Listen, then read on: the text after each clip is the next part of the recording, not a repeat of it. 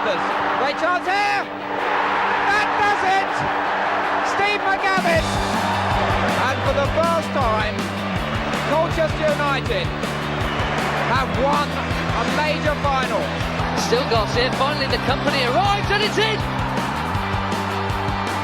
It's a freak-out goal from Ricardo Carvalho. Richard Garcia wants the credit and the shock is on at the bridge.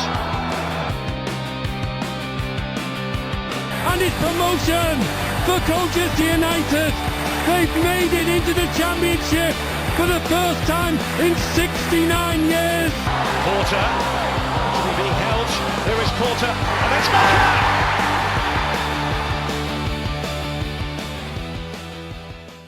Welcome to Beyond the Barside, the podcast that covers all things Colchester United.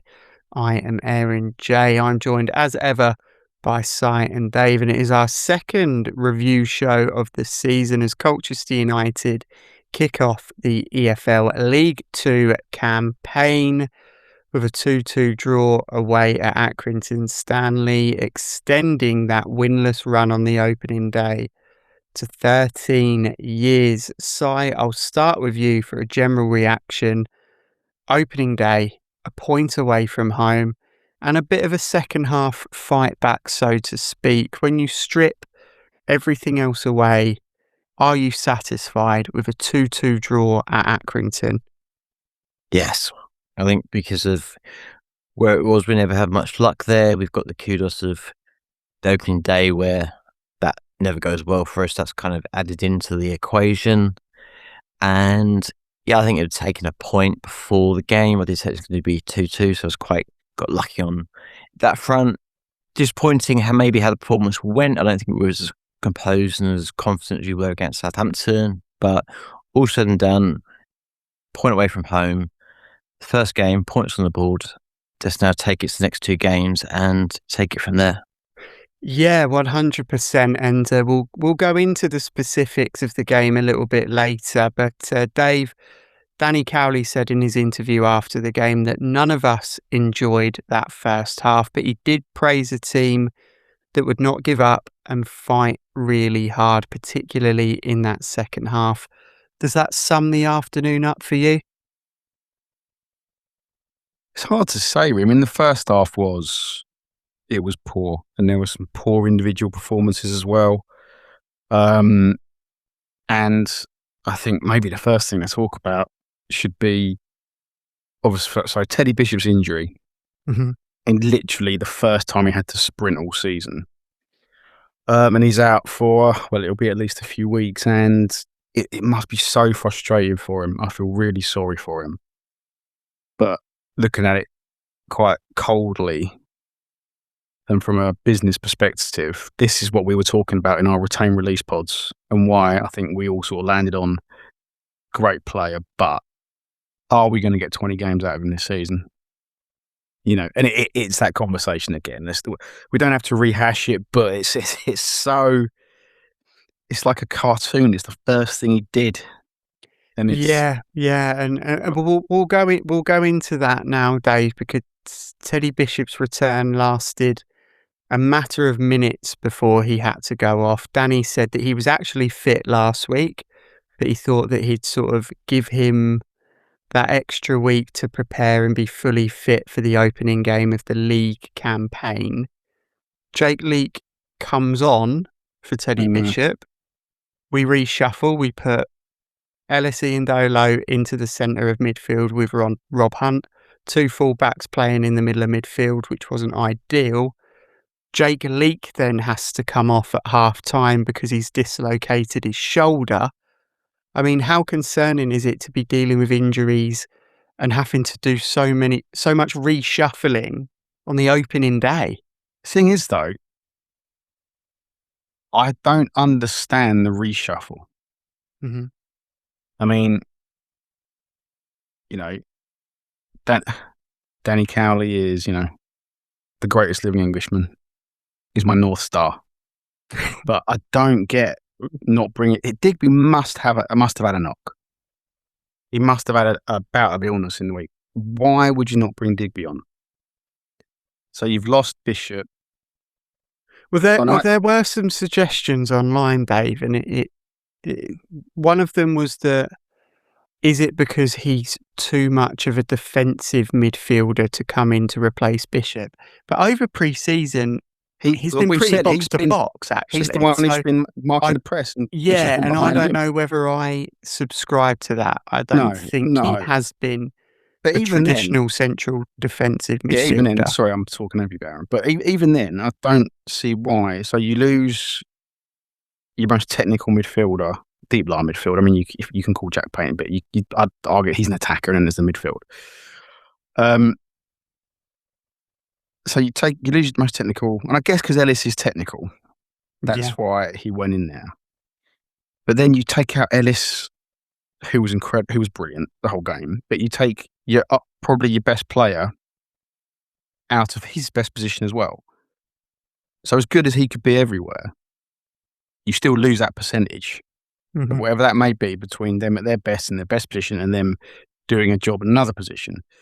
And I just find it really hard. I can't see the reason for it. Even Milt, obviously, Oney's different. He's a young player, first game of the season, difficult place to go, robust opposition. You can understand that not being an ideal for a young player, so fine. But I found it really hard to understand. And then we'll come on to the second half, obviously. But when he came on, seemingly, it was kind of forced with Lee getting injured. Mm-hmm. He really settled. He got us control back in the game, and I had him in my top three simply because how he changed the momentum with the game. So I think it was a strange one yesterday. The reshuffle was strange. It was it didn't help our momentum. We couldn't get on the board at all. Really, we scored against the run of play. Very much against the run of play. And it felt a little bit like last year, Accrington, until we scored. Because it was just wave after wave. And then I suspect it might be a bit of a product of having no recognised central midfielders in. Accrington, when they were getting, because they played really, I was thinking actually back to what you said last week, Si. Aaron asked you the question about Accrington doing their business early, and you said that could help them be settled. And I thought that you could see every time they got the ball, they were really there was real purpose in what they did. Everyone moved together, and they did the same thing every time. And even without even see it, they weren't even looking. They were playing the pass, and there was two people there, and they were getting overloads every time. And then when they were getting the ball in, between the centre-backs and our midfield, they had three attackers. The equaliser, if you look at it, I was pretty much in line with it. It was a ball out wide and a cross in. They had three players who'd broken the line and could have put that in. And if you'd have had a natural centre midfield, maybe that wouldn't have happened. I don't know. We were a bit disjointed in a lot of places. We were, and Accrington were on the front foot early, and Colchester nearly gifted them the opener through a Kane Vincent-Young back pass that wasn't the nicest thing to watch from a Colchester United. He touched it 15 times before he decided to play the pass. That was the problem. It wasn't the pass. In fact, he couldn't get the ball under control with how many touches. And he did. That's where I think if he'd got it under control as everyone expected him to, and then played the pass, we wouldn't have been in the situation we're in. But hey, you can't change it. It's happened now. I thought Lota Tyler was going to wipe the guy and get sent off briefly, and then Tom Smith was injured. We didn't have a goalkeeper on the bench. That would have been a fun 87 minutes. Yeah, it would. I mean, it really did look like Accrington's game pretty much from the offset, but Dave, LSE Ndolo gives us the lead against the run of play after some good work from Anderson, Yomvi and Payne. It was a pretty decent goal. It was a header, and do you feel like those sorts of balls in and that added physicality are going to be a major weapon this season? Yeah, and Ellis said afterwards that they had been working on that routine in training this week, so that's nice. Showing that's come up, and having when Raggett goes forward. There was a moment in the second half when we were attacking, and Raggett and Digby both came forward together, and it was like bloody. Imagine having to defend that, because this is watching them come towards you. But I think like Raggett and Tucker and Digby might actually take attention off people like Ellis, and Ellis is always he's our first contact on the ball, and he always takes the it was his job to mark Rawson, their massive centre back, because he's so good in the air. So it might actually be, we're talking about Raggett popping up, him being a bit of a decoy might create more sort of opportunities for people who are good in the air as well, like Ellis, and Anderson's quite good in the air as well, and Oscar Thorne. So yeah, it was nice. It was nice finding him to come off so early in the season. Just a shame we couldn't capitalise on it. Yeah, and we've spoken about the equaliser already, but the second goal comes in first half stoppage time. Jake Leake loses possession, although it appears that he dislocated his shoulder in the process. Whatever the circumstances, was that another example of Colchester United not quite managing the game well enough, not seeing us through to half-time without conceding that second goal? I think it's a combination of factors. So obviously Jake Leake has an incident where he loses the ball. I think everyone expected, for some reason, either the referee to blow his whistle or something to stop playing. Everyone kind of had that momentary pause. So Accrington didn't. They played to the whistle. Ball goes down the right-hand side. They swing the cross in. Obviously, as Dave's already alluded to, they were breaking the line. They're very quick to capitalise, knowing where that ball was going to go and how things were going to happen. I think it's one of those frustrating things because we hadn't had much forward play. And so then when it happened and then we lost the ball, it became very disjointed. So it's a combination of errors and circumstance to fair play to Accrington, they used the channels well. The delivery was very good into the box, into the right area where you want it to be run onto. And our defence was a little bit all over the place because Leake was already down injured, but also because the three of them went forward, it's like, well, you're almost man for man with the spare man. So yeah, it's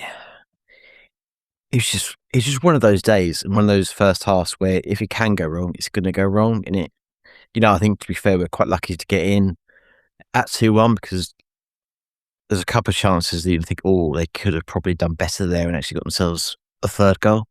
Yeah, and Danny was rightfully quite disappointed with that first half, and he was more praising of the second half display. So the second half performance had far more intensity, I felt. What would you attribute that change to? Do you think it was tactical in bringing Paul Digby on? Do you feel like there was a shift in mentality? Or do you feel like maybe Accrington were running out of steam physically? What did you put that second half performance down to? I think there's some harsh words spoken at half time. I can't imagine Danny, to be fair, I can't really imagine Nicky being that was coming forwards in that change room at half time of what they just witnessed. And the fact that we went back to a more natural players in natural positions, we weren't forcing square pegs and trying holes. Everyone went back to where they naturally were good, naturally suited. I think they just steadied the ship enough to allow us to then try different things. Also then Rob Hunt pulled the goal of the season out of the bag, didn't he? When will teams learn you cannot give Rob Hunt that much time and space to pick his spot like that? I'm not being funny, 35 yards out. Like Dave says, who dreams of giving him the ball there, knowing he's going to pick his spot in the top corner, he's going to float over the goalkeeper. It's like poetry in motion. And the most shocked person that ball was in the back of the net was Rob Hunt. Yeah, I mean, it was Ronaldinho-esque, wasn't it? I believe he was called Robaldinho by a few people on X, which I thought was very good. It was, but let's be fair, it was a ball that was meant to be played to the back post. Sigh. It does. I don't think anyone thinks Rob Hunt meant that. So I don't think we need to clarify. I feel like that, Dave, that the equaliser goes in, and yes, it had some fortune to it. I would say. After that, Colchester, looked like a side that that could potentially come away with 3 points. That stranger things have happened. Should we be disappointed that we didn't sort of use the momentum of the equaliser to go on and win the game? No, I don't think it's disappointing. I think if you take the context of the whole game, then what happened, I think, we couldn't exit. We were in the ascendancy towards the end, but I think, overall, you got to be happy with a point after that performance. And it is right.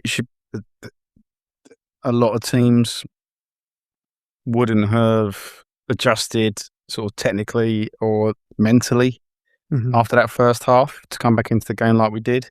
I mean, we might have to stop saying this sort of thing, but a pre-Cowley Colchester would have lost that game 4-5, easy. We came back into it, and I think Digby gave us a platform in the second half, and then Ellis was just marauding down the left in his best position, especially that last 20 minutes. He was unplayable really with the ball and without. And I think also the last 20 minutes, Brad had a tough day, but I think because he was up against, we said last week, didn't we, how good Brad was against some excellent defenders who are technical defenders. And yesterday he was up against a League Two defender who is machine tooled just to head things. And so he had a tough day. He'll have better days. He'll learn a lot from it. But when Chiwami came on, I thought he looked really sharp. He got the ball. He drove. First touch I think he drove the ball 40 yards up the pitch.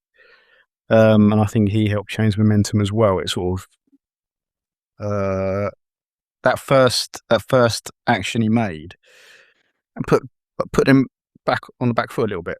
2 or 3 yards, and then Jack Payne got a bit more space. He had a great effort right at the end. Brilliant first touch, and then quick shot. It would have been a fantastic goal from obviously another Ellis cross.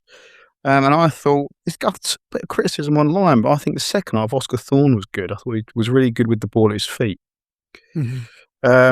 So I think there were a few things, but overall, I'm happy with a point, and you can take the positives from how the team were able to turn around between the first and second halves.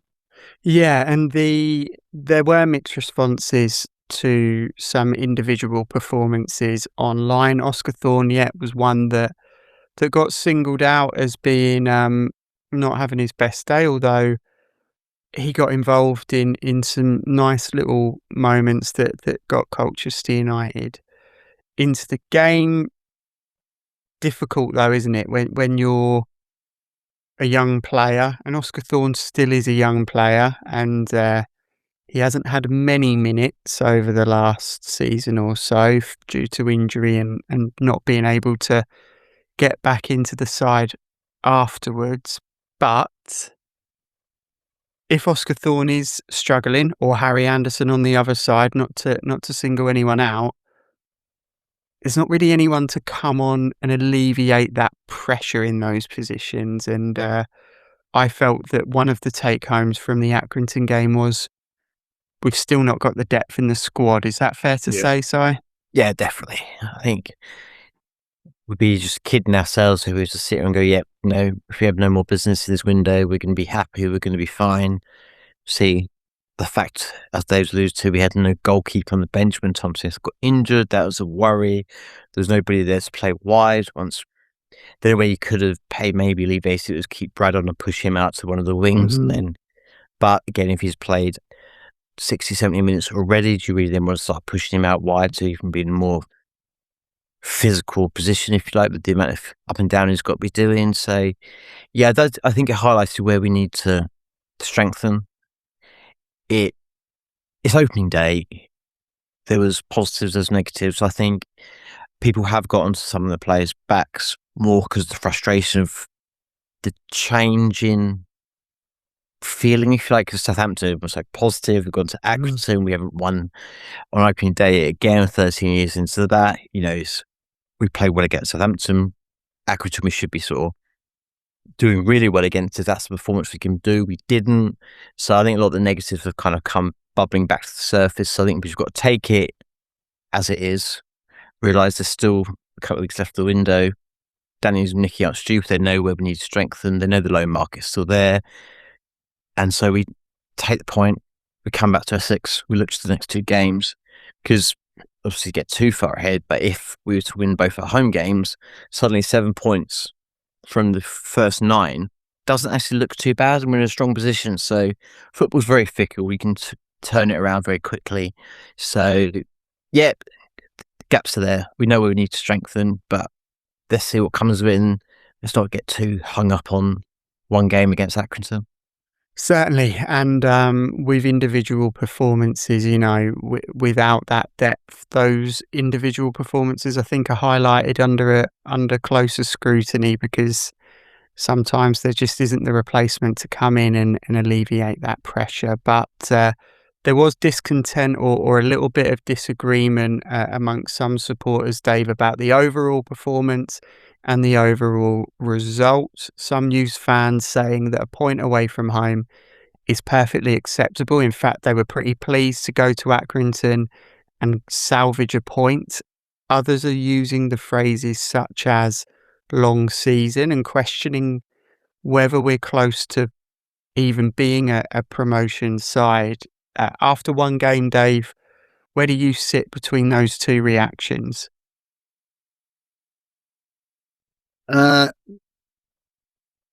Really helpfully for being a panelist on a podcast. I don't know, and this is going to be I think a lot of fans don't know, Dave. And this is going to be part of my one-word review for the words I've got. So I actually thought about it before we came on. So this is a new season, new me. Yeah, I've thought about this, but I was thinking from that game. If you look at the Southampton game, look at the difference between the first half, the second half, who's available, who was selected. I don't know if we're decent. I don't know if we're going backwards. I don't know if we got a strong first 11, an okay first 11. I really don't know anymore. It's this season could be anything for me now. Yeah. Until lots of 5 games have gone. I think a lot of League 2 teams fans probably feel the same, to be honest. But yeah, I'm torn about how I feel about the season going forward. There's such a juxtaposition between the 2 weeks and even the 2 halves. So yeah, sorry, Aaron. Is that not being a Youths fan, Dave? Maybe. I think John said in our season prediction podcast, which has completely gone out the window looking at some of the wider League 2 fixtures. I mean, Salford got absolutely battered, and Newport County won in the league under Hayden Mullins. One game. We won games under Mullins. Yeah, let's be honest. In fact, we won the first one under Mullins, I believe. So it's one day. You can't get too upset, too positive or negative. Until we get 10 games in, then you can start looking at the table and see where teams are starting to balance themselves out, where they're starting to go. It's like an elephant up a tree, isn't it? No one knows how it got there, but eventually it's going to fall, and that's Mullins at Newport. So, yeah, I think it's hard to put too much emphasis on one way or another at the moment. Just give it, at least the window closes, see where you stand, give it 10 games, see where you're on the table, and then start making judgments. Yeah, and just going back to what John said in that podcast is John said that there's no reason not to be optimistic at this point in the season, and a decent performance against Southampton and not so decent performance, but still grinding out a result against Accrington certainly doesn't give Youths fans too many reasons not to be optimistic. I wonder how many performances last season Bromley fans enjoyed watching. It's all about the end product, and going to Accrington Stanley and coming away with a point isn't awful. It's better than last season. So already you're seeing a tiny bit of progress. But I put it out there for some one-word reviews, and Dan went with typical, Stuart went with rusty, Emma went with unsettled, and Michael went with understaffed. Si, what's your one-word review? Grabbed. Went there, grabbed a point, we came home. Accrington ship's done. First game of the season is over and done with. Let's see where we go from here. Yeah, onwards and upwards, I would say. Dave, what's your one-word review? So my word was confusing. Mm-hmm. The performance was confusing. There were elements of the selection, the reshuffle that were confusing. It was confusing how Rob Hunt scored. And like I said, I'm confused as to what type of team we are after watching the Southampton game in the first half and then the second half. Yeah. Oh yeah, it's definitely interesting. It is interesting, and hopefully the U's will recruit within the next few days. I know Danny spoke on Thursday about hopefully having some players in for the Accrington game, so you've got to think that wheels are in motion. And who knows, maybe in the preview show for Oldham, we'll be talking about a new signing. But Si, Dave, thank you very much as ever for sharing your thoughts and opinions, and I'll speak to you very soon. Cheers, guys. Cheers, lads.